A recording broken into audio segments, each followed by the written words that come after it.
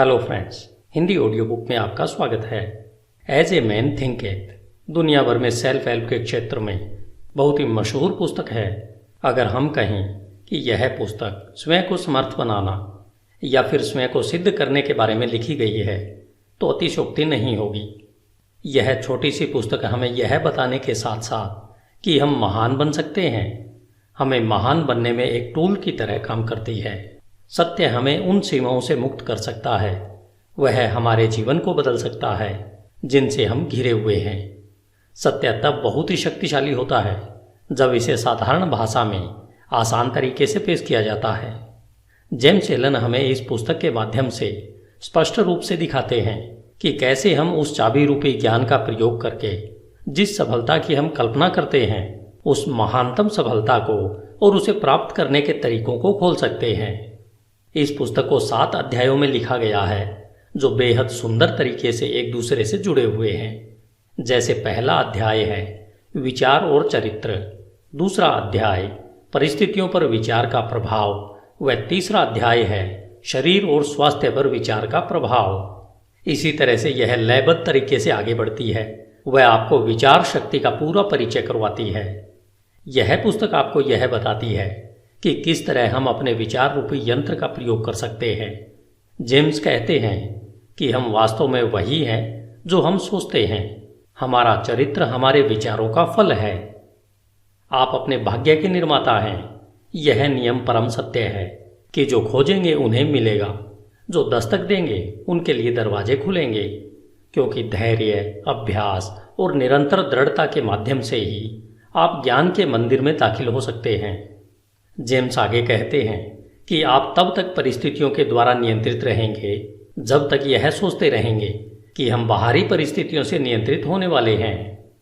आपने अगर Napoleon Hill के द्वारा लिखित पुस्तक थिंक एंड ग्रो रिच पढ़ी है तो आपने महसूस किया होगा कि विचार की शक्ति कितनी महान है। विचार की शक्ति के माध्यम से क्या कुछ नहीं किया जा सकता है। जेम्स के सूत्रों को और अधिक समझने के लिए हमें इस पुस्तक को भी पढ़ना या इसकी ऑडियो बुक सुननी चाहिए। यह पुस्तक मूल रूप से एक कविता मन वह मूल शक्ति है जो हर कार्य को एक सांचे में ढालती है और बनाती है के रूप में शुरू होती है। बौद्ध मतानुसार शुरुआत में दी गई कविता उस पुस्तक का सार होती है।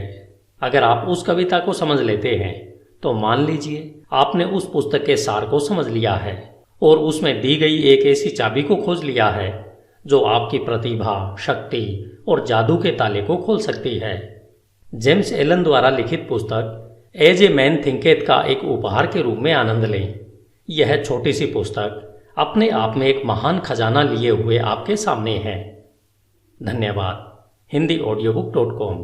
आपका दिन शुभ हो। Hello friends, Hindi audio book में आपका स्वागत है। आज हम जेम्स एलन के द्वारा लिखित पुस्तक एज ए मैन थिंकेथ सुन रहे हैं। जेम्स एलन का जन्म सन 1864 में इंग्लैंड के लिसेस्टर में हुआ था। उनके पिता का देहांत उनके बचपन में ही हो गया था, जिससे उन पर व उनके परिवार पर मुश्किलों का पहाड़ सा टूट पड़ा था। ऐसी परिस्थितियों में उन्हें मात्र 15 साल की आयु में ही पढ़ाई बीच में ही छोड़नी पड़ी थी। साल 1902 तक आते आते उन्होंने फैसला किया कि अब वे केवल लिखने का ही कार्य करेंगे। इस दौरान उन्होंने अपने लेखन कार्य को कॉन्ट्रैक्टर्स के माध्यम से भी किया। अपनी पहली पुस्तक फ्रॉम पॉवर्टी टू पावर पूरी करने के बाद वे इंफ्राकॉम, जो कि इंग्लैंड का दक्षिणी पश्चिम तट है, वहां पर आकर बस गए थे। जेम्स वहां अपनी मृत्यु पर्यंत साल 1912 तक रहे। जेम्स एलन ने अपने जीवन में 19 बेहद सफल व ज्ञानवर्धक पुस्तकें लिखी हैं। आज आप जिस पुस्तक एज ए मैन थिंकेथ को सुनने जा रहे हैं, यह उनकी सर्वश्रेष्ठ पुस्तक मानी जाती है।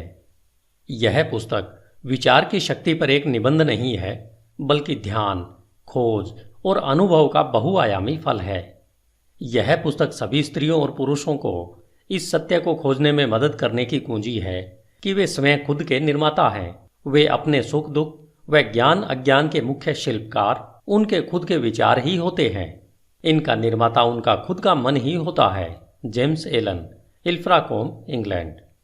अध्याय 1 विचार और चरित्र, hindiaudiobook.com। हम वैसे ही हैं जैसा हम अपने मन में सोचते हैं।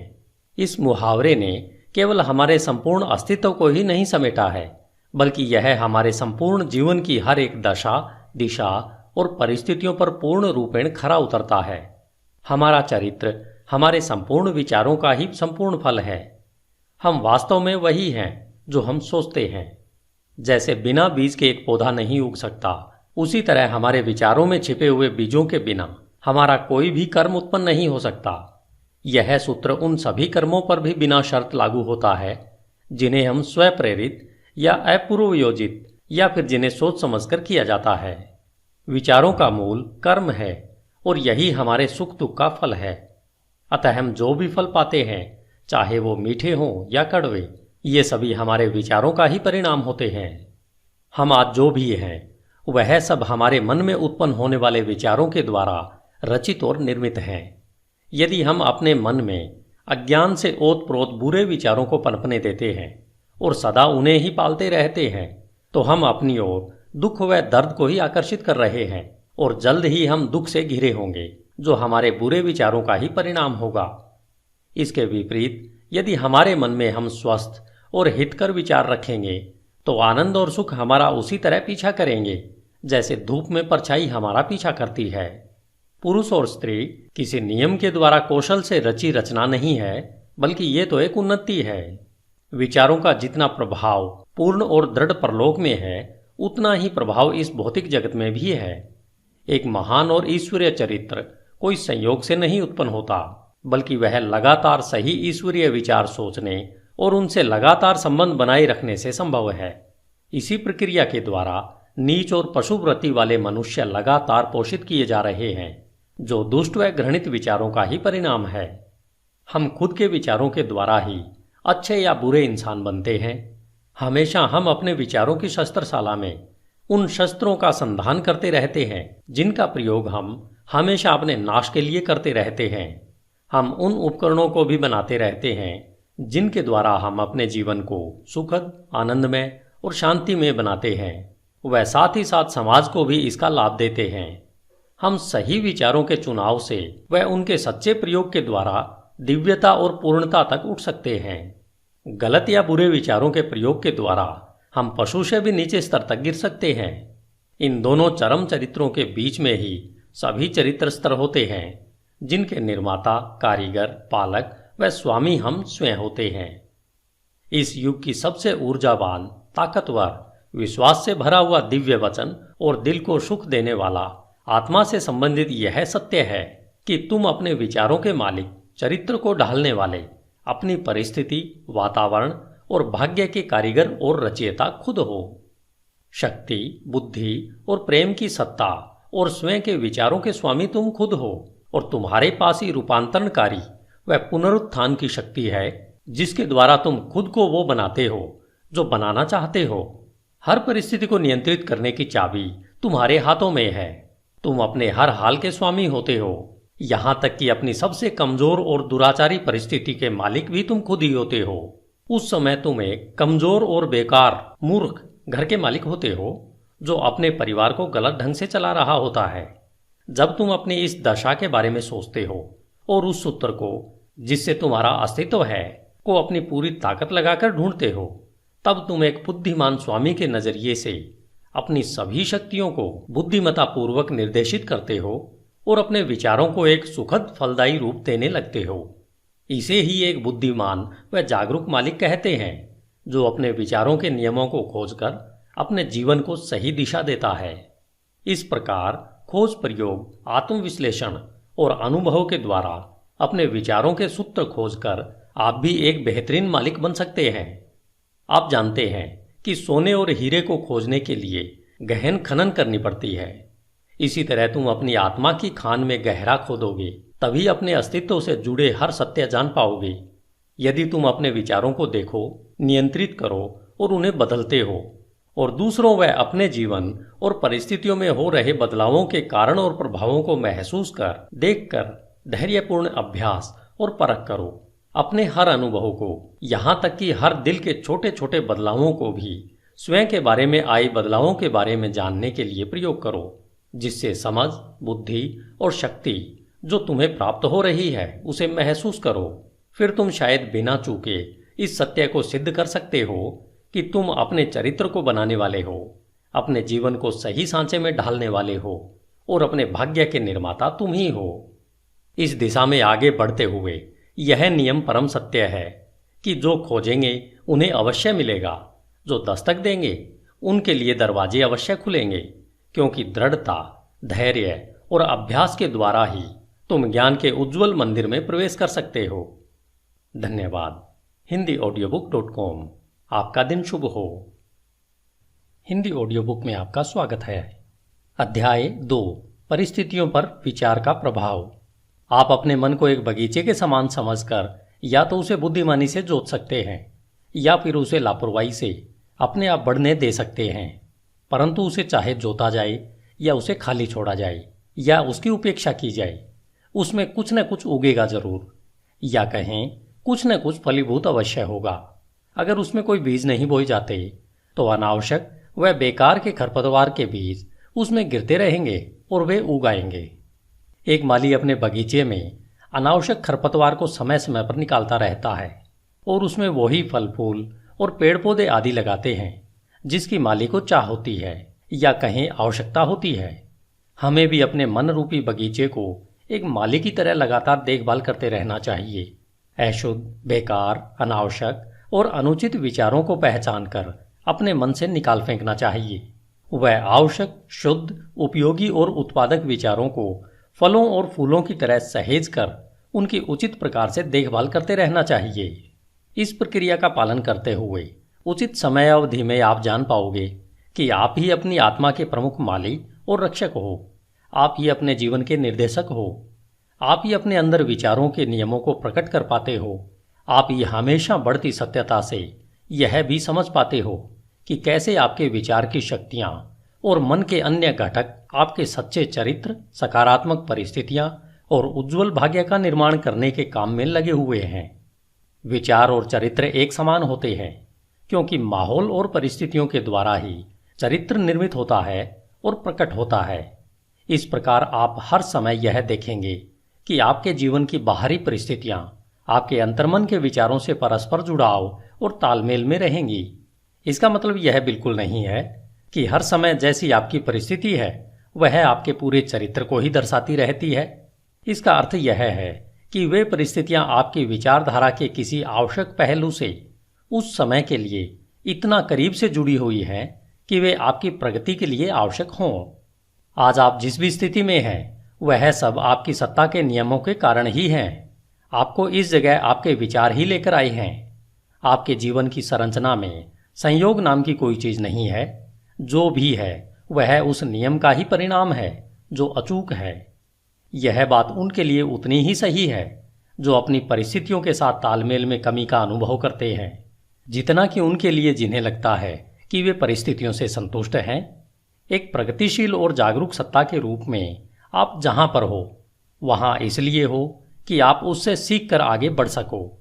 जैसे आप परिस्थिति में निहित आध्यात्मिक शिक्षण को सीख लेते हो, वह निकल जाती है और दूसरी परिस्थितियों के लिए जगह बनाती है। जब तक आप यह विश्वास करते रहोगे कि आप बाहरी परिस्थितियों द्वारा प्रभावित प्राणी हो, तब तक आप परिस्थितियों की मार खाते रहोगे। लेकिन जब आपको यह अनुभव होगा कि आप एक रचनात्मक शक्ति हो और उस छिपी हुई भूमि और बीज जिससे परिस्थितियां पनपती है पर अपना अधिकार जमा सकते हो, तब आप सही मायने में अपने खुद के स्वामी बन जाते हो। आत्म परीक्षण और आत्म संयम का अभ्यास करने वाले सभी लोग यह जानते हैं कि परिस्थितियां विचारों से ही उत्पन्न होती है। उन्होंने यह देखा है कि उनकी परिस्थितियों में फेरबदल उनकी मानसिक स्थिति में फेरबदल से सीधे अनुपात में होता है।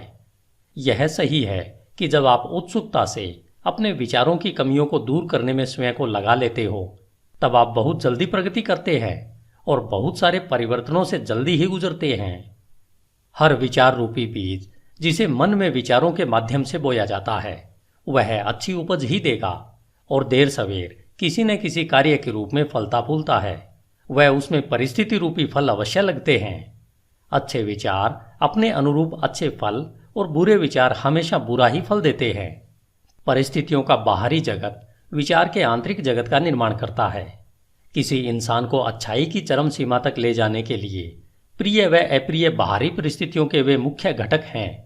आप अपने बोए की फसल काटने वाले स्वयं होने के नाते कष्ट और आनंद दोनों का ही अनुभव करते हो व उनसे सीखते हो।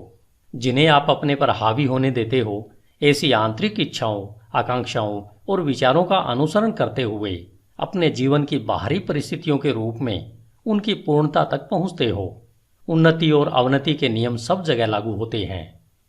कोई भी व्यक्ति जब अवनति के निचले स्तर पर या जेल जाता है तो परिस्थिति की क्रूरता के कारण नहीं, बल्कि अपने तुच्छ विचारों और निम्नतम इच्छाओं के द्वारा जाता है।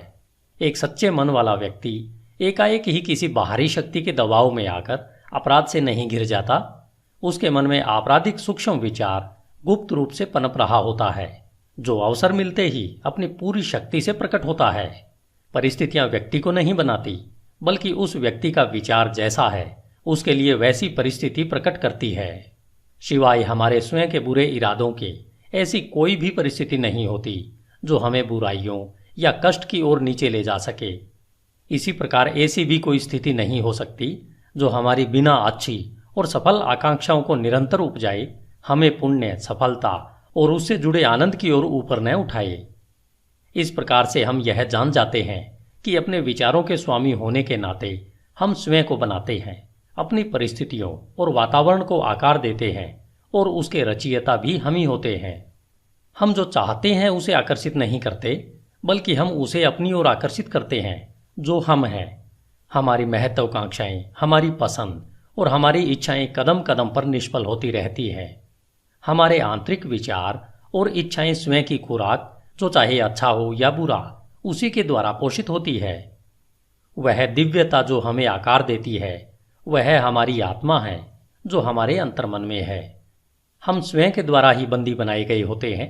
हमारे स्वयं के विचार और कर्म हमारे भाग्य के जेलर हैं। यदि वे तुच्छ हैं तो हमें बंदी बनाते हैं, और अगर वे अच्छे हैं तो हमें मुक्त करते हैं। आपने कभी न कभी यह महसूस अवश्य किया होगा कि हमें वह नहीं मिलता जिसकी हम इच्छा करते हैं या जिसके लिए प्रार्थना करते हैं, लेकिन आपको पता है कि हमें वह मिलता है जो हम सही तरीके से कमाते हैं, क्योंकि हमारी इच्छाएं और प्रार्थनाएं तभी पूर्ण होती हैं जब वे हमारे विचारों और कर्म से तालमेल में होती हैं। इस दृष्टिकोण से देखें तो परिस्थितियों से लड़ने का हमारे जीवन में क्या अर्थ है? इसका सीधा सा अर्थ है कि हम हमेशा बाहरी प्रभावों से लड़ते रहते हैं, वह साथ ही साथ उसके कारणों को अपने मन में पोषित व संरक्षित करते रहते हैं। यह कारण या तो जागरूक बुराई या फिर अजागरूक कमजोरी का रूप धारण कर लेता है, लेकिन चाहे वह जो कुछ भी हो, वह धारण करने वाले के प्रयत्नों को दृढ़ता से रोकता है और किसी हल को खोजने को मजबूर करता है। हम में से ज्यादातर लोग अपनी परिस्थितियों में सुधार लाना चाहते हैं, परंतु स्वयं में बिल्कुल भी सुधार नहीं लाना चाहते, और इसलिए हम बंधन में रहते हैं। यदि हम सच्चे आत्म परीक्षण से मुंह नहीं छिपाएं तो हम कभी भी वह पाने से वंचित नहीं होंगे जो हमारा दिल चाहता है। यह सभी भौतिक विषयों के लिए उतना ही सही है जितना कि दैवी विषयों के लिए। यदि हम केवल संपत्ति प्राप्त करना चाहते हैं तो अपने लक्ष्य को पाने से पहले हमें अपने महान व्यक्तिगत त्याग करने के लिए तैयार होना चाहिए, और हम में से वे सशक्त और शांत जीवन चाहते हैं उनके लिए तो कितना और कुछ करना होगा। कुछ लोग जो गरीबी से बाहर निकलना चाहते हैं वे हमेशा इस बात के लिए व्याकुल रहते हैं कि उनके आसपास का माहौल और घरेलू सुख सुविधाएं सुधरने चाहिए, लेकिन इन परिस्थितियों को बदलने के लिए किए जाने वाले काम से जी चुराते रहते हैं। वे मानते हैं कि अपने मालिक जहां वे काम करते हैं उसे धोखा देते रहते हैं, क्योंकि उन्हें लगता है कि उन्हें बहुत कम तनख्वाह मिलती है, इसलिए वे जो कर रहे हैं वह सही है। ये लोग इस साधारण से मूलभूत सिद्धांत को नहीं समझ पा रहे हैं जो कि सच्ची समृद्धि का आधार है, और न केवल अपनी गरीब स्थिति से बाहर निकलने के लिए योग्य हैं, बल्कि बुरी परिस्थितियों के बारे में सोच सोचकर उसे वास्तव में अपने जीवन में आकर्षित कर लेते हैं। ऐसे लोग कमजोर, आलसी और हमेशा भ्रमित विचारों में जी रहे होते हैं। कुछ अमीर लोग हैं जो पेटुपन की वजह से लगातार दर्दनाक बीमारियों से ग्रस्त हैं। वे इन बीमारियों से छुटकारा पाने के लिए ढेर सारा पैसा खर्च तो करना चाहते हैं, परंतु ज्यादा खाने की आदत को बदलने के लिए तैयार नहीं है। वे ज्यादातर चटपटे और मजेदार खाने की अपनी इच्छा को हमेशा संतुष्ट करना चाहते हैं और अच्छा स्वास्थ्य भी चाहते हैं। ऐसे लोग अच्छे स्वास्थ्य के लिए अयोग्य हैं क्योंकि उन्होंने स्वस्थ जीवन के पहले सिद्धांत को अभी तक नहीं सीखा है। कुछ मालिक हैं जो गलत रास्ते से धन कमाकर अमीर और ज़्यादा अमीर होना चाहते हैं, जिसके लिए वे चालाकी से सही वेतन न देकर ज़्यादा काम करवाना चाहते हैं। ऐसे मालिक समृद्धि के बिल्कुल योग्य नहीं है। जब इनका प्रतिष्ठा और समृद्धि दोनों ही मामलों में दिवाला निकल जाता है, तब ये लोग परिस्थितियों को दोष देते रहते हैं, लेकिन वे यह नहीं जानना चाहते कि अपनी इस परिस्थिति के वे ही पटकथा लेखक हैं। ये 3 उदाहरण मात्र इस सत्य को बताने के लिए कहे गए हैं कि लोग अपनी परिस्थितियों को बिना जाने निरंतर उन विचारों और इच्छाओं को प्रोत्साहित कर रहे हैं जो उन अच्छे फल से संभवतः तालमेल नहीं खाते हैं जो वे चाहते हैं। वे ऐसा करते हुए अच्छे फल को निरंतर निष्फल कर रहे हैं। ऐसे किस्से कई गुना बढ़ सकते हैं और निरंतर चल सकते हैं, लेकिन इसकी आवश्यकता नहीं है। यदि हम दृढ़ निश्चय कर लें कि हम अपने मन और जीवन में विचार के नियम के क्रम को खोजेंगे, और जब तक ऐसा नहीं होगा तब तक केवल बाहरी तथ्य तर्क के लिए पर्याप्त नहीं हो सकता। परिस्थितियां फिर भी इतनी जटिल हैं, विचार इतना गहराई से बैठा है और व्यक्ति व्यक्ति में प्रसन्नता की अवस्था इतनी भिन्न है कि हमारी समस्त आत्मदशा, जो हमें पता है, केवल जीवन के बाहरी पहलू के तहत किसी के द्वारा आंकी नहीं जा सकती है। कोई व्यक्ति किन्हीं कार्यों में ईमानदार हो सकता है परंतु अभावग्रस्त है, जबकि दूसरा व्यक्ति कई कार्यों में बेईमान हो सकता है फिर भी खूब संपत्ति हासिल करता है। और इसका अधिकतर मतलब निकाला जाता है कि कोई व्यक्ति इसलिए असफल होता है क्योंकि वह ईमानदार है और दूसरा व्यक्ति इसलिए सफल है कि वह बेईमान है। और यह सतही निर्णय के फलस्वरूप होता है, जो यह मान लेता है कि बेईमान व्यक्ति लगभग पूरी तरह से भ्रष्ट है और ईमानदार व्यक्ति लगभग पूरी तरह से पुण्यात्मा है। गहन ज्ञान और विस्तृत अनुभव के आधार पर यह निर्णय गलत माना जाता है। बेईमान व्यक्ति में भी कुछ ऐसे प्रशंसनीय गुण हो सकते हैं जो दूसरों में नहीं है, और ईमानदार व्यक्ति में कुछ ऐसे दुर्गुण हो सकते हैं, चाहे सूक्ष्म ही क्यों न हो, जो दूसरों में नहीं होते हैं। ईमानदार व्यक्ति अच्छे विचारों और कर्मों के कारण अच्छा फल पाते हैं, परंतु अपने दुर्गुणों के कारण कष्ट का भी अनुभव करते हैं। बेईमान व्यक्ति उसी तरह से कष्ट या हर्ष का अनुभव करता है। मानव अहम को यह मानना अच्छा लगता है कि व्यक्ति अपने सद्गुणों के कारण कष्ट में होता है, परंतु जब तक हम अपने मन से हर रोगी, कटु और अशुद्ध विचार को निकाल नहीं फेंकते हैं और अपनी आत्मा से हर अस्वस्थ दाग को साफ नहीं कर देते हैं, तब तक हम उस स्थिति में नहीं हो सकते हैं जहां हम यह जान पाएं और घोषित कर पाएं कि हमारा कष्ट हमारे बुरे विचारों के कारण है, न कि हमारे अच्छे गुणों के फलस्वरूप है। उस परम पूर्णता के पथ पर पहुंचने से बहुत पहले हमें अपने जीवन और मन में कार्यशील उस महान नियम का पता चल जाएगा जो पूर्णतः न्याय संगत है, जो बुरे के बदले अच्छा या अच्छे के बदले बुरा नहीं देगा। जब हमें ऐसा ज्ञान होता है तब हम यह जान पाते हैं अपने पूर्ण के अज्ञान और अंधेपन को देखते हुए कि हमारा जीवन अभी और सदा से ही न्याय संगत रहा है। हमारे पूर्व के सारे अच्छे या बुरे अनुभव हमारे विकसित होते हुए फिर भी अविकसित आत्मा के ही उचित परिणाम है। अच्छे विचार और कर्म कभी भी बुरे परिणाम नहीं दे सकते, और इसके विपरीत भी इतना ही सही है कि बुरे विचार और कर्म कभी अच्छे सुखद परिणाम नहीं दे सकते। हम प्रकृति जगत में इस नियम को भलीभांति जानते हैं और समझते हैं। वह इसके अनुसार काम भी करते हैं कि आम के बीज से आम का पेड़ ही उगेगा और बबूल के बीज से केवल बबूल का पेड़ ही उगेगा और वैसे ही फल देगा। लेकिन कुछ ही इसे मानसिक व नैतिक जगत में समझते हैं, जबकि हमारे विचारों के मामले में भी यही नियम लागू होता है। वहां भी यह उतना ही सहज व अटल है। इसे न समझने पर हमें परेशानी उठानी पड़ती है, और तब ये नियम हमारी इच्छाओं के अनुरूप सहयोग नहीं देते हैं। कष्ट व पीड़ा गलत दिशा में लगाए गए गलत विचारों का प्रभाव है। यह एक संकेत है कि हमारा अपने आप से, अपने अस्तित्व के नियम से तालमेल नहीं रहा है। कष्ट का एकमात्र और उच्चतम कार्य है शुद्धि करना। वह सब जो बेकार और अशुद्ध है उसे जला देना। वे जो शुद्ध हैं उनके लिए कष्ट खत्म हो जाते हैं। एक बार जब सोने से मैल हट जाता है तो उसे जलाते रहने का कोई मतलब नहीं होता है। और इसी तरह से पूर्ण रूपेण शुद्ध व साक्षात्कारी पुरुष कष्ट में नहीं रहता।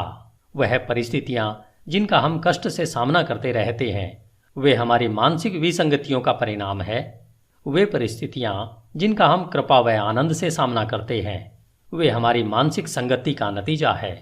कृपा, आनंद, मानसिक पवित्रता ही भौतिक संपत्ति की अधिकता का माप नहीं है, और यह भी नहीं कि बुरे विचार ही एकमात्र कष्ट, क्लेश और दुख ही भौतिक संपत्ति की कमी का परिमाप है। कुछ लोग दुखी और अमीर होते हैं, कुछ लोग धन्य और अमीर भी होते हैं। पवित्रता और अमीरी तभी जुड़ते हैं जब धन को सही और विवेक से कमाया और इस्तेमाल किया जाता है। गरीब अधिक पीड़ा का अनुभव तब करते हैं जब उन्हें लगता है कि बिना वजह के उनका बोझ उन पर लाद दिया गया है। गरीबी और भोगाशक्ति दुख या कहें पीड़ा के दो चरम पहलू है। ये दोनों ही अस्वाभाविक है, मानसिक असंतुलन का नतीजा है। जब तक हम खुश, स्वस्थ और समृद्ध नहीं होते, तब तक हमारी सही अवस्था नहीं होती। खुशी, स्वास्थ्य और समृद्धि का हमारी परिस्थितियों के आंतरिक और बाहरी स्थिति से तालमेल का ही परिणाम है। जब हम शिकायत व तिरस्कार करना बंद कर देते हैं और उस छिपे हुए नियम को जो हमारे जीवन को संचालित करता है उसे ढूंढना शुरू करते हैं, तब हम खुश, स्वस्थ और समृद्ध होना शुरू कर देते हैं। और जब हम अपने मन में उस संचालित करने वाले घटक को अपना लेते हैं, तब हम दूसरों पर अपने कष्ट का कारण होने का आरोप लगाना बंद कर देते हैं और हम सशक्त और स्वस्थ विचारों को अंतर्मन में बढ़ाने लगते हैं। हम परिस्थितियों पर चीखना चिल्लाना बंद कर देते हैं। वह अपनी तीव्र प्रगति के लिए अपने अंदर छिपी हुई शक्तियों और संभावनाओं को खोज करके एक साधन के रूप में प्रयोग करना शुरू कर देते हैं। इस सत्य का प्रमाण हर इंसान में है और इसलिए नियमित आत्म परीक्षण और आत्म विश्लेषण की सरल पड़ताल द्वारा इसे जाना जा सकता है। हम मूलभूत तौर पर अगर अपने विचारों को बदलते हैं तो हम अपने जीवन की भौतिक परिस्थितियों में आए त्वरित बदलाव को देखकर आश्चर्यचकित रह जाएंगे। कभी कभी हमें लगता है कि हम अपने विचारों को गुप्त रख सकते हैं, परंतु ऐसा नहीं है। वे जल्दी ही आदत में बदल जाते हैं और आदत परिस्थितियों का रूप ले लेती है। बुरे और निम्न स्तर के विचार आक्रोश और नशे की आदत बनाते हैं, जो पीड़ा, कष्ट और गरीबी का रूप लेते हैं। किसी तरह के भी विनाशकारी विचार अनसुलझी थकाऊ आदतें बन जाती है, जो ध्यान भंग करने वाली और विपरीत परिस्थितियों का आकार ले लेती है। डर, संशय और अनिर्णायक विचार कमजोर और बेमेल आदतों का रूप ले लेते हैं, जो असफलता, गरीबी और निर्भरता की परिस्थितियों के रूप में आकार लेती है। आलसी विचार बेईमानी और गंदगी का रूप लेते हैं, जो गरीबी व नीचता का आकार लेती है। घृणित और दंडनीय विचार हिंसा और आरोप लगाने की आदत का रूप लेते हैं, जो चोट लगने व दंड मिलने वाली परिस्थितियों का आकार लेते हैं। हर तरीके से स्वार्थी विचार स्वार्थीपन का रूप लेते हैं, जो उन परिस्थितियों को आकर्षित करते हैं जो दुखदायी होती है। दूसरी ओर हर तरह के सुंदर विचार कृपा और अच्छाई का रूप लेते हैं, जो प्रिय और सुखद परिस्थितियों को आकार देते हैं। रचनात्मक विचार आत्मसंयम और संतुलित मन का रूप लेते हैं, जो शांति और विश्रांति की परिस्थितियों का आकार लेती है। साहस, आत्मनिर्भरता और निर्णय के विचार सशक्त और फलदायी आदतों का रूप लेते हैं, जो सफलता, प्रचुरता और मुक्ति की परिस्थितियों को आकार देती है। ऊर्जापूर्ण विचार सफाई पसंद व उद्यमी आदतों को आकार देती है। मृदुल व क्षमाशील विचार मृदुलता की आदत का रूप लेते हैं, जो सुरक्षित व स्वस्थ परिस्थितियों को आकार देती है। प्रेमपूर्ण और निस्वार्थ विचार दूसरों के लिए स्वयं को भूल जाने की आदत का रूप लेते हैं, जो निश्चित और स्थायी प्रचुरता व सच्ची समृद्धि की परिस्थितियों को आकार देती है।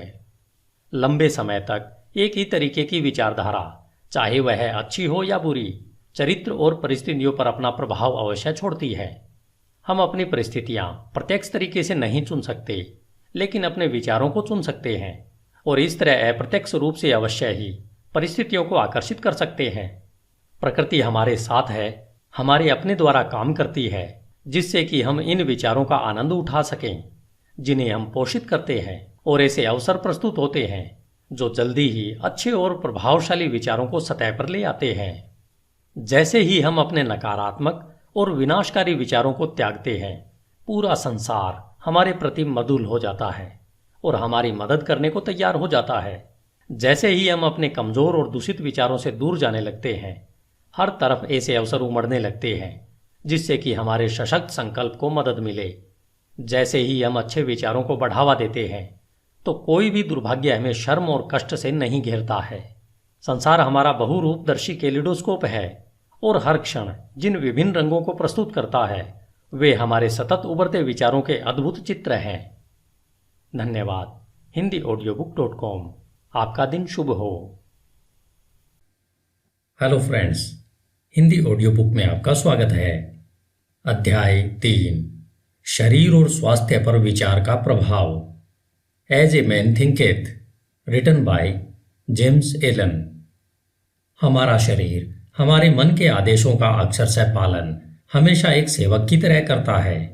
यह मन के हर क्रियाकलापों का पालन करता है, चाहे फिर वे सोच विचार कर चुने गए हों या स्वतः प्रकट हुए हों। मन के दूषित, नकारात्मक व बुरे विचारों के कारण हमारा शरीर बीमार पड़ जाता है, जिससे हम पतन की ओर अग्रसर होते हैं। और अगर हमारे मन में खुश, सुंदर, स्वस्थ और सकारात्मक विचार हैं तो इनकी आज्ञा पर हमारा शरीर सुंदर, सफल और यौवन से भरपूर सुसज्जित हो जाता है। रोग और स्वास्थ्य की भी परिस्थितियों की तरह हमारे विचारों में जड़ें होती है। रोगग्रस्त विचार अपने लिए आपके शरीर को बीमार बना लेंगे। समय समय पर हुई रिसर्च में यह पाया गया है कि डर के विचार व्यक्ति को उतनी ही जल्दी मार डालते हैं जितनी जल्दी एक बंदूक की बुलेट। वे लाखों लोगों को निरंतर इसी तरह धीरे धीरे मार रहे हैं। जो लोग किसी जानी पहचानी या अनजान बीमारी के डर में रहते हैं, बीमारी उन्हें देर सवेर अपनी पकड़ में ले ही लेती है।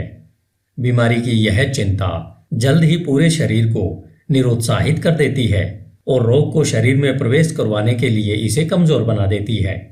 नकारात्मक व अशुद्ध विचार चाहे शारीरिक तौर पर प्रहार न करे, लेकिन नाड़ी मंडल पर नकारात्मक प्रभाव अवश्य डालते हैं और उन्हें कमजोर कर देते हैं। सुंदर, सकारात्मक, शुद्ध व प्रसन्न विचार शरीर को जोश और लावण्य से सुसज्जित करते हैं। शरीर नाजुक और ढलने वाला यंत्र है। यह उन विचारों पर तत्काल प्रतिक्रिया करता है जो उस पर प्रभाव डालते हैं। आपके विचार करने की आदत के कारण विचार किए गए विचारों का प्रभाव आपके शरीर पर अवश्य पड़ता है। चाहे आपने अच्छे या बुरे पर विचार किया हो, प्रभाव अवश्य पड़ेगा। जब तक लोग नकारात्मक विचारों को फैलाते रहेंगे, तब तक उनमें अशुद्ध और जहरीला रक्त बहता रहेगा। शुद्ध हृदय और मनन से शुद्ध जीवन और शुद्ध शरीर उत्पन्न होता है। दूषित व नकारात्मक मन से दूषित व नकारात्मक शरीर व जीवन ही उत्पन्न होते हैं। विचार ही कर्म, जीवन और प्रकटीकरण का स्रोत है। स्रोत को अगर शुद्ध करेंगे तो सब शुद्ध हो जाएगा। अच्छे स्वास्थ्य की चाहत में जो लोग भोजन का तरीका या शैली बदलते हैं, यह तब तक उनकी मदद नहीं करेगा जब तक वे अपने विचारों को नहीं बदल लेते हैं। जब हमारे विचार शुद्ध होंगे तब हमें अशुद्ध भोजन की चाह ही नहीं रह जाएगी। जिन्होंने अपने विचारों को सशक्त व शुद्ध किया है, उन्हें किसी भी हानिकारक जीव से डरने की आवश्यकता नहीं है। स्वस्थ विचार स्वस्थ आदतें बनाते हैं। यदि आप शरीर को पूर्ण स्वस्थ रखना चाहते हो तो अपने मन की रक्षा करो। यदि आप अपने शरीर का नवीनीकरण करना चाहते हो तो मन को सुंदर बनाओ। दुर्भावना, ईर्ष्या, निराशा, नकारात्मकता और उदासी के विचार शरीर के स्वास्थ्य और उसकी चमक को लूट लेते हैं। चिड़चिड़ा चेहरा एकाएक नहीं बनता है, वह उग्र विचारों से बनता है। झुर्रियां जो चेहरे पर खराब दिखती हैं, वे मूर्खता, पीड़ा और घमंड के कारण उत्पन्न होती है। आप अवश्य ही किसी न किसी ऐसे बूढ़े चेहरे को जानते होंगे जो तेजस्वी और एक छोटे बच्चे की तरह मुस्कुराहट के साथ चमक से भरा हुआ होगा। और ऐसे चेहरे भी आप अवश्य देखते होंगे जो निराशा की झुर्रियों के कारण उम्र से पहले ही बूढ़े दिखाई देने लगे होंगे। एक चेहरा खुशी व सकारात्मकता का व दूसरा चेहरा नकारात्मकता व बुरे निराशाजनक विचारों का परिणाम है। एक सशक्त शरीर चमकीला, खुश और शांत चेहरा तब तक ही रह सकता है जब तक आप अपने मन में हर्ष, सद्भावना और शांत विचारों को आने की खुली छूट देते हो। बुजुर्ग लोगों के चेहरों पर सहानुभूति की झुर्रियां होती है जो सशक्त और शुद्ध विचारों से बनती है, लेकिन बहुत सी नकारात्मक भावनाओं द्वारा भी बनती है। इनमें हम तब तक फर्क नहीं कर सकते जब तक उनके विचारों को न जान लें। जिन्होंने धर्म संगत जीवन जिया है, उनका जीवन एक अस्त होते सूर्य की तरह शांतिपूर्ण, स्तब्ध और मृदुल हो चुका होता है। हाल ही में मैंने एक दार्शनिक को उनकी मृत्युशैया पर देखा। वो उम्र के अलावा बूढ़े नहीं थे। उनकी मृत्यु उतनी ही मीठी और शांतिपूर्ण थी जितना उनका जीवन था। शारीरिक बीमारियों को दूर भगाने के लिए खुश दिल विचारों से अच्छा कोई डॉक्टर नहीं है। दुख और शोक की काली परछाई को हटाने के लिए सद्भावना जैसी तसल्ली देने वाली कोई चीज नहीं हो सकती। सदा दूसरों के बारे में बुरा सोचना, द्वेष रखना, शक करना और ईर्ष्या के विचार रखना ऐसा ही है जैसा स्वनिर्मित जेल में रहना। परंतु सबके बारे में अच्छा सोचना, सबके साथ खुश रहना, धैर्य के साथ यह सीखना कि उनमें केवल अच्छाई ही देखना, ऐसे निस्वार्थ विचार स्वर्ग की ओर ले जाते हैं। दिन प्रतिदिन हर प्राणी के प्रति शांति के विचार रखना आप में अद्भुत शांति लाएंगे। धन्यवाद। HindiAudiobook.com। आपका दिन शुभ हो। As a man thinketh, written by James Allen. अध्याय 4, विचार और उद्देश्य। HindiAudiobook.com। जब तक कोई भी विचार उद्देश्य के साथ नहीं जोड़ा जाता, तब तक कोई भी प्रतिभा पूर्ण उपलब्धि नहीं बनती। बहुत से लोग अपने उच्चतम विचार जीवन के सागर में दिशाहीन गति से बहने देते हैं। जीवन में विचारों की दिशाहीनता बहुत बुरी होती है। अगर जो लोग विपत्ति और विनाश से दूर रहना चाहते हैं, तो उनको इस प्रकार बहने से स्वयं को रोकना होगा।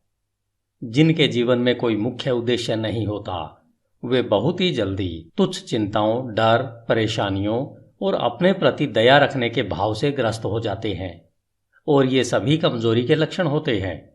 ये ठीक वैसे ही असफलता, अप्रसन्नता और कमी की ओर ले जाते हैं जैसे सोच समझकर आयोजित किए गए अपराध होते हैं, क्योंकि कमजोरी शक्ति विकसित करने के ब्रह्मांड में टिक नहीं सकती।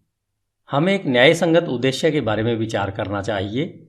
वह उसे यथार्थ बनाने के लिए कार्यशील होना चाहिए। हमें अपने उद्देश्य को विचारों के केंद्र में रखना चाहिए। उद्देश्य बनाते समय हमारी प्रकृति कैसी है, उसके अनुसार वह आध्यात्मिक या फिर भौतिक लक्ष्य का रूप ले सकता है। परंतु वह जो भी हो, हमें उस उद्देश्य पर दृढ़ता से अपनी विचार शक्ति को केंद्रित करना चाहिए। हमें इस उद्देश्य को अपना उच्चतम कर्तव्य बनाकर उसकी प्रगति के लिए स्वयं को समर्पित कर देना चाहिए। वह अपने विचारों को क्षणिक रुचियों, चाहतों और कल्पनाओं के पीछे नहीं भागने देना चाहिए। यह आत्मसंयम का राजसी मार्ग है और विचार की सच्ची एकाग्रता है। यदि हम बार बार अपने उद्देश्य को पाने में असफल हो रहे हैं, तो यह तब तक होता रहता है जब तक हम अपनी कमजोरी से ऊपर नहीं उठ पाते हैं, और इससे हम चरित्र के सामर्थ्य को प्राप्त करते हैं। वह सच्ची सफलता का मापदंड होता है। वह यह भविष्य के सामर्थ्य और विजय की नई शुरुआत होती है। जिनका कोई महान उद्देश्य नहीं होता है, उन्हें अपने विचारों को कर्तव्य के अचूक प्रदर्शन पर केंद्रित करना चाहिए, फिर चाहे उनका कार्य कितना ही छोटा क्यों न दिख रहा हो। केवल इसी तरीके से विचारों को एकत्रित करके केंद्रित किया जा सकता है। वह संकल्प और ऊर्जा को विकसित किया जा सकता है। इसे सिद्ध करने के बाद ऐसा कोई भी लक्ष्य नहीं रह जाता है जिसे प्राप्त नहीं किया जा सकता हो।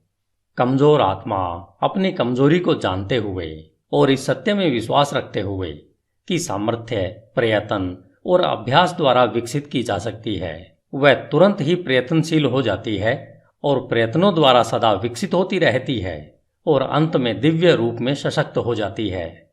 जैसे शारीरिक तौर पर कमजोर लोग सतर्क और धैर्यपूर्ण प्रशिक्षण द्वारा अपने आप को सशक्त बना सकते हैं, वैसे ही कमजोर विचार वाले लोग सही सोच का अभ्यास करके अपने आप को सशक्त बना सकते हैं।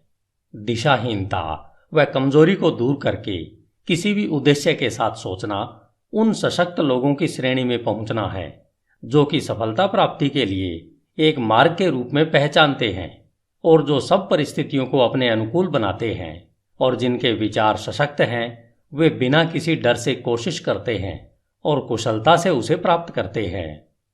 अपने लक्ष्य निर्धारण के बाद हमें मानसिक तौर पर उसको प्राप्त करने का एक सीधा मार्ग बिना दाएं बाएं देखे तैयार करना चाहिए। अपने अंदर छुपे हुए संशय व डर को शक्ति से निकाल फेंकना चाहिए। ये वे विच्छेदक तत्व हैं जो प्रयत्न की सीधी रेखा को तोड़कर उसे तिरछा, अप्रभावी व बेकार बना देते हैं। संशय और डर के भाव के विचारों से कभी कुछ भला नहीं हो सकता है। वे हरदम असफलता की ओर ले जाते हैं। उद्देश्य, ऊर्जा, करने की शक्ति और सभी सशक्त विचार तब रुक जाते हैं जब मन में संशय और डर के विचार घुस जाते हैं। कुछ करने की इच्छा इस ज्ञान से उभरती है कि हम कुछ कर सकते हैं।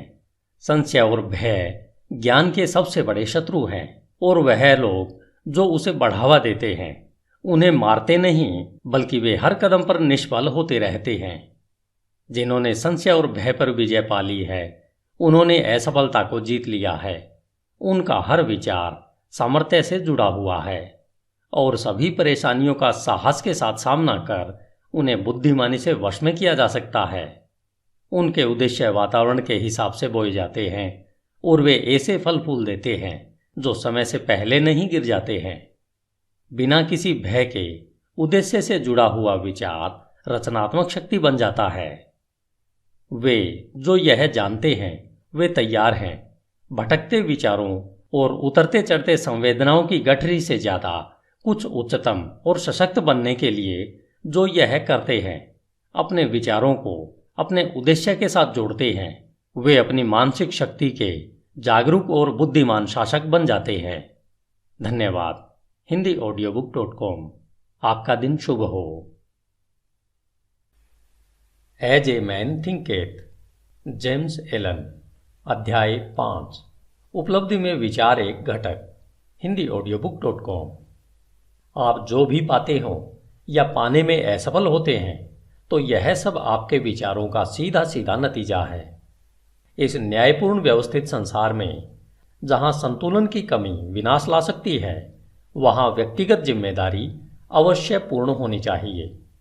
आपकी ताकत या कमजोरी, सफलता या असफलता, जय या पराजय, सुख या दुख जैसी कोई भी दशा केवल आपकी ही है, किसी दूसरे की नहीं है। जैसा आप सोचते हैं वैसे ही आप हो। जैसा आप सोचते रहते हैं वैसे ही आप बन जाते हैं।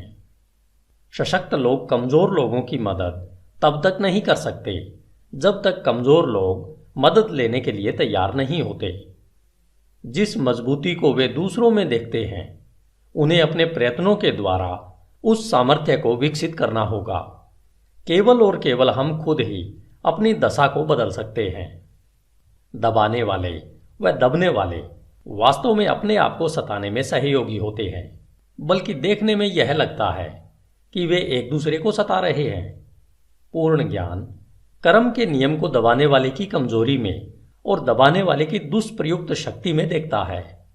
पूर्ण प्रेम दोनों के कष्ट को देखकर किसी का भी हनन नहीं करता। पूर्ण करुणा दबाने वाले और दबने वाले दोनों को ही अपनाती है। जिन्होंने कमजोरी पर विजय पा ली है और सभी स्वार्थी विचारों को त्याग दिया है, जो न तो अत्याचारी हैं और न ही वह जिन पर अत्याचार हो रहा है, वे मुक्त हैं। कुछ पाने से पहले, जो चाहे सांसारिक वस्तुएं हों, हमें अपने विचारों को अति भोगवादी होने से ऊपर उठाना चाहिए। हमें सफलता पाने के लिए सभी स्वार्थों को नहीं तो कुछ को तो छोड़ना ही होगा। अगर हमारे सभी विचार भोगवादी हैं, जिससे हम न तो ठीक प्रकार से सोच सकते हैं और न ही ठीक योजना बना पाते हैं, इसलिए हम ज्यादातर क्षेत्रों में असफल होते हैं। हमने अभी तक अपने विचारों को प्रभावशाली तरीके से नियंत्रित नहीं किया है और इसलिए हम गंभीर जिम्मेदारियों को अपनाने के योग्य नहीं होते। हम न तो अकेले कोई कार्य करने में स्वतंत्र हैं और न ही अकेले खड़े रहने में। हमने जो विचार चुने हैं हम उनके द्वारा सीमाबद्ध हैं। बिना त्याग के न तो प्रगति हो सकती है न कोई उपलब्धि मिल सकती है। वह हमारी सांसारिक सफलता इस बात के सीधे अनुपात में होगी कि हमने किस हद तक स्वार्थी भोगाशक्त विचारों पर काबू पा लिया है और अपने मन को अपनी योजनाओं के विकास और अपने संकल्प और आत्मविश्वास को सशक्त करने में लगाया है। हम जितनी उच्चता अपने विचारों में लाएंगे उतने ही ज्यादा धर्म संगत, सही और आदर्शवादी हम बन पाएंगे और उतनी ही ज़्यादा हमारी सफलता होगी। वह हमारी उपलब्धियां उतनी ही अधिक आशीर्वादित व स्थायी होंगी। लोभी, बेईमान व दुष्ट इंसान का साथ ब्रह्मांड कभी नहीं देता, लेकिन सरसरी तौर पर लग सकता है कि ऐसा हो रहा है। वह ईमानदार, उदार हृदय व पुण्यात्मा की मदद करता है।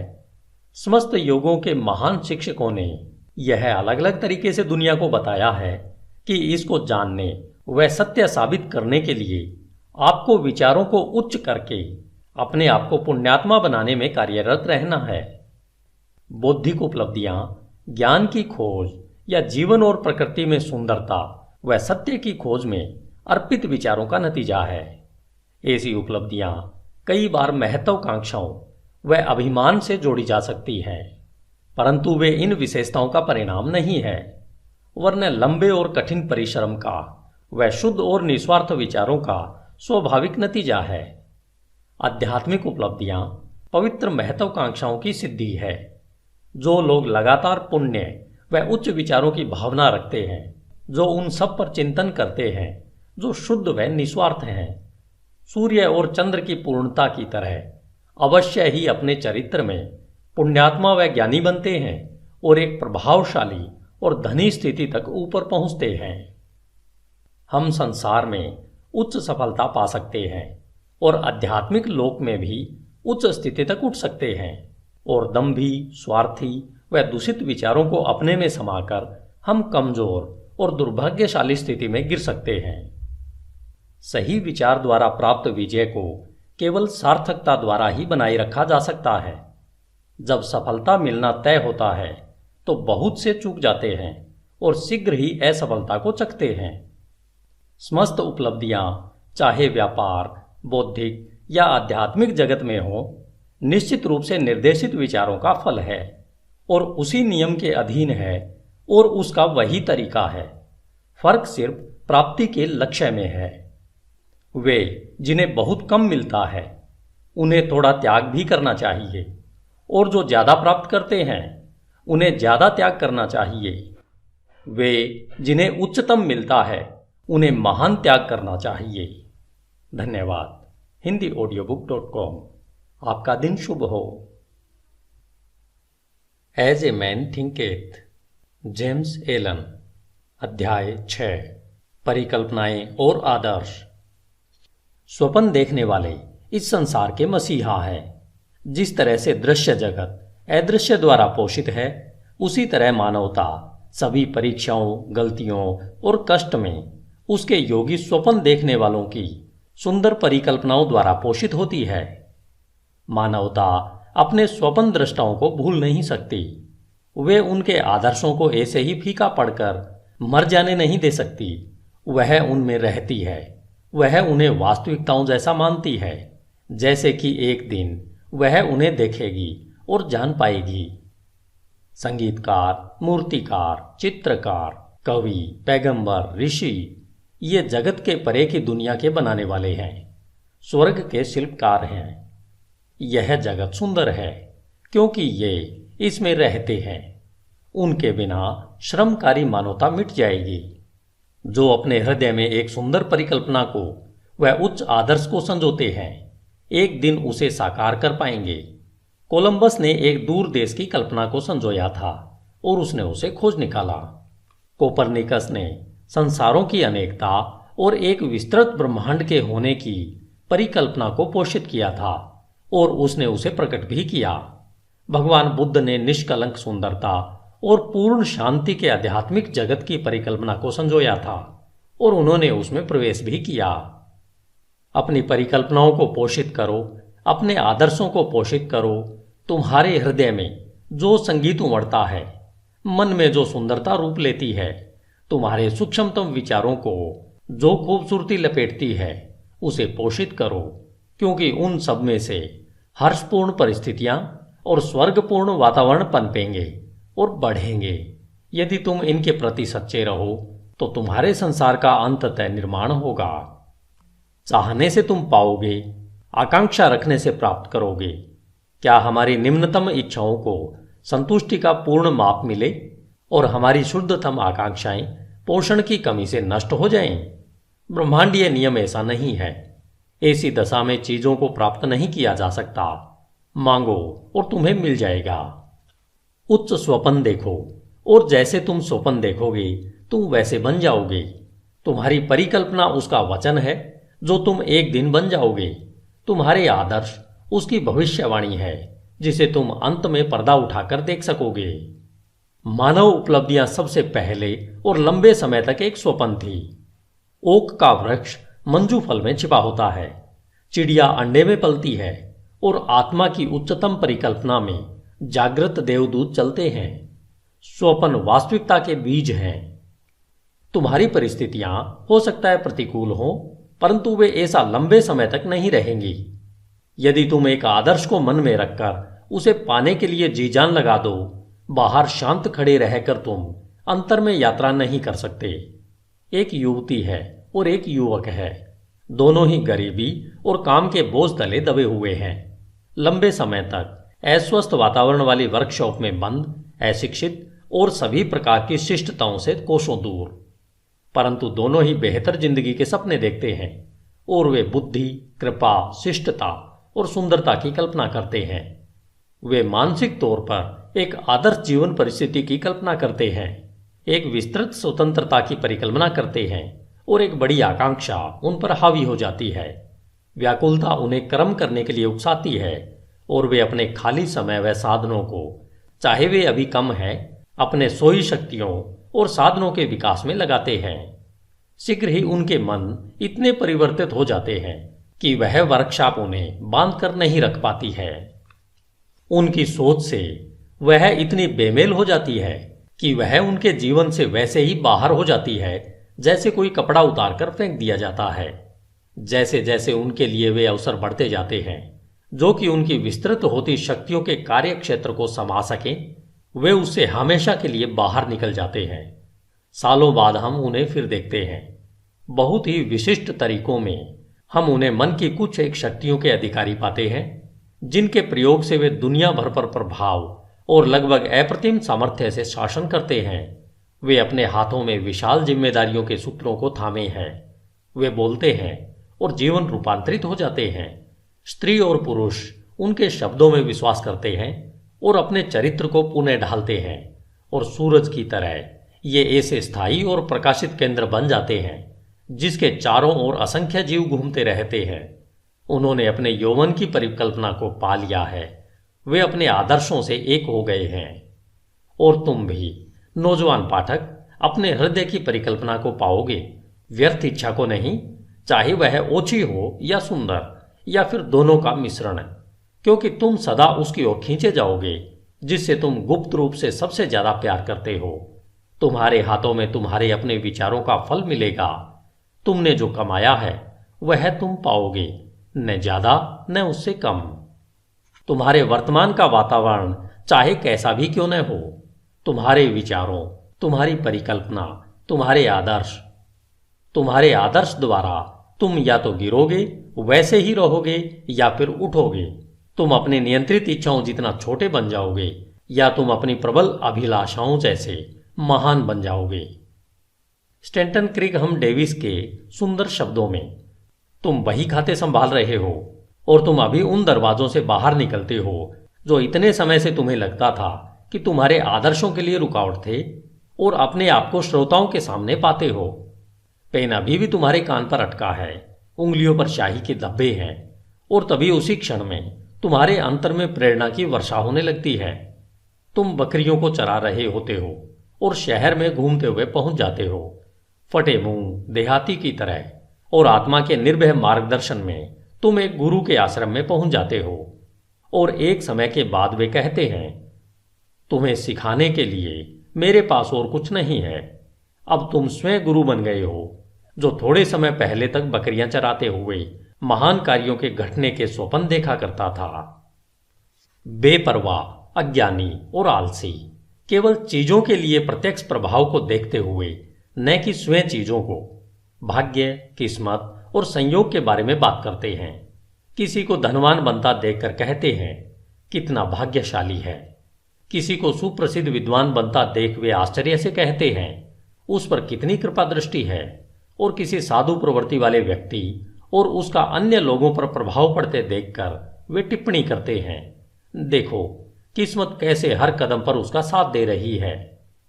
वे उन परीक्षाओं, असफलताओं और संघर्ष को नहीं देखते जो इन स्त्री पुरुषों ने अनुभव पाने के लिए सहर्ष स्वीकारा है। उन्हें इनके द्वारा किए गए त्याग का, साहसिक प्रयत्न का और विश्वास जिसे उन्होंने अपनाया है का जरा सा भी ध्यान नहीं है, जिससे कि वे अलंध्य दिखने वाले लक्ष्य को प्राप्त कर सकें और अपने हृदय की परिकल्पना को पा सकें। उन्हें मन के अंधकार और दिल के टूटने का कोई एहसास नहीं होता। उन्हें केवल प्रकाश और प्रसन्नता दिखती है और वे उसे भाग्य कहते हैं। वे लंबी और कठिन यात्रा नहीं देखते, केवल सुखी परिणाम को देखते हैं और वे उसे सद्भाग्य कहते हैं। वे प्रक्रिया को नहीं समझते, केवल नतीजा देखते हैं और उसे संयोग कहते हैं। हर मानव कार्य में प्रयत्न है और फल भी है, और प्रयत्न कितना सशक्त है इसे फल से मापा जाता है। यह कोई संयोग नहीं है। कहे जाने वाले उपहार, शक्ति, भौतिक, बौद्धिक और आध्यात्मिक अधिकार प्रयत्न के हैं। वे पूर्ण किए हुए विचार हैं, प्राप्त किए हुए लक्ष्य हैं, साकार परिकल्पनाएं हैं। वह परिकल्पना जिसकी तुम अपने मन में प्रशंसा करते हो, वह आदर्श जिसे तुमने अपने हृदय में विराजित कर रखा है, उससे तुम अपने को बनाओगे और यही तुम बन जाओगे। धन्यवाद। HindiAudiobook.com। आपका दिन शुभ हो। As a man thinketh, James Allen. अध्याय 7, प्रशांति। HindiAudiobook.com। मन की शांति ज्ञान का एक सुंदर मणि है। वह आत्मसंयम के लंबे और धैर्यपूर्ण प्रयत्न का नतीजा है। उसकी उपस्थिति परिपक्व अनुभव का और नियम व विचारों के उच्च ज्ञान व कार्यकलाप का चिन्ह है। हम उसी मात्रा में शांत होते हैं जितना हम विचार विकसित अस्तित्व के रूप में स्वयं को समझते हैं, क्योंकि ऐसा ज्ञान विचार के फलस्वरूप निश्चित ही दूसरों को समझने की क्षमता रखता है। और जैसे हम सही समझ को विकसित करते हैं और कारण व प्रभाव के आधार पर आंतरिक भावनाओं व विचारों को अधिक स्पष्टता से समझते हैं, हम चीखते चिल्लाते नहीं और चिंतित व दुखी नहीं होते। हम संतुलित, वचनबद्ध और शांत रहते हैं। वे लोग जो शांत हैं, जिन्होंने स्वयं को नियंत्रित करना सीखा है, जानते हैं कि स्वयं को दूसरों के माफिक कैसे बनाया जाए, और ये दूसरे बदले में शांत लोगों की आध्यात्मिक सामर्थ्य का सम्मान करते हैं और यह सोचते हैं कि उससे सीख सकते हैं और उस पर भरोसा कर सकते हैं। जितने अधिक प्रशांत हम बन जाते हैं, उतनी अधिक हमारी सफलता, हमारा प्रभाव व अच्छाई के लिए हमारा सामर्थ्य होता है। उदाहरण के लिए, साधारण सी बिक्री करने वाले लोग भी जैसे जैसे अपने आत्मनियंत्रण और समभाव को बढ़ा देंगे, उनकी व्यावसायिक प्रचुरता बढ़ती जाएगी, क्योंकि लोग ऐसे लोगों के साथ ही काम करना पसंद करेंगे जिनका व्यवहार अच्छा व स्थिर है। सशक्त और शांत लोगों को सदा सम्मान मिलता है, वह उनसे प्यार किया जाता है। वे प्यासी भूमि में छांव देने वाले पेड़ या फिर तूफान में पनाह देने वाली चट्टान की तरह होते हैं। शांत हृदय, मीठा स्वभाव व संतुलित जीवन किसे पसंद नहीं है। इससे कोई फर्क नहीं पड़ता कि वर्षा होती है या सूरज चमकता है, या इन आशीर्वादों को पाने वालों के जीवन में क्या परिवर्तन आते हैं। वे हरदम मधुर और शांत रहते हैं। वह चरित्र की विशिष्टता जिसे शांतता कहते हैं, संस्कृति का आखिरी सबक है। वह जीवन का फूल ना है, आत्मा का फल ना है। वह ज्ञान की तरह मूल्यवान है और उसकी सोने से भी ज्यादा कामना करनी चाहिए। हाँ, उत्कृष्ट सोने से भी ज्यादा। पैसे को पाने की चाह कितनी तुच्छ लगती है जब उसकी तुलना एक शांत जीवन, जो सत्य के सागर में लहरों के नीचे आंधी तूफान की पहुंच से परे शाश्वत शांति में बसता है। हम ऐसे कितने ही लोगों को जानते हैं जो अपने जीवन को अप्रिय बना लेते हैं, जो अपने विस्फोटक गुस्से के कारण वह सब जो मधुर और सुंदर है उसे तबाह कर देते हैं, जो अपने चरित्र की शिष्टता का नाश कर देते हैं और मन मुटाव पैदा कर देते हैं। यह एक प्रश्न है कि क्या बड़ी मात्रा में लोग अपने जीवन को तबाह नहीं करते हैं, और क्या वे नासमझी और आत्मनियंत्रण की कमी के कारण अपने जीवन की खुशियों को मार नहीं देते। हम अपने जीवन में ऐसे कितने कम लोगों से मिलते हैं जो शांत होते हैं, जिनमें अद्भुत शिष्टता होती है, जो कि एक परिपक्व चरित्र की विशेषता है। हाँ, अनियंत्रित गुस्से से मानवता आवेश में आती है, अनियंत्रित दुख से उत्तेजित हो जाती है, व्यग्रता और संयम से प्रभावित होती है। केवल वे ज्ञानी जिनके विचार नियंत्रित व शुद्ध हैं, आत्मा की तेज हवाओं और तूफानों व हवा को काबू में ला सकते हैं। तूफान में डांवाडोल आत्मा, चाहे तुम कहीं भी क्यों न हो, चाहे किसी भी परिस्थितियों में क्यों न रहते हो, यह जानती है कि जीवन के समुद्र में पवित्रता के द्वीप मुस्कुरा रहे हैं और तुम्हारे आदर्शों का उजला किनारा तुम्हारे आने का इंतजार कर रहा है। विचारों की पतवार को अपने हाथों में कसकर पकड़ कर रखो। तुम्हारी आत्मा के जहाज में प्रबल स्वामी आराम करता है, वह केवल सोता है, उसे जगाओ। आत्मनियंत्रण सामर्थ्य है, सही विचार श्रेष्ठता है, शांतता शक्ति है। अपने हृदय से कहो, शांत रहो, स्थिर रहो। धन्यवाद। HindiAudiobook.com। आपका दिन शुभ हो।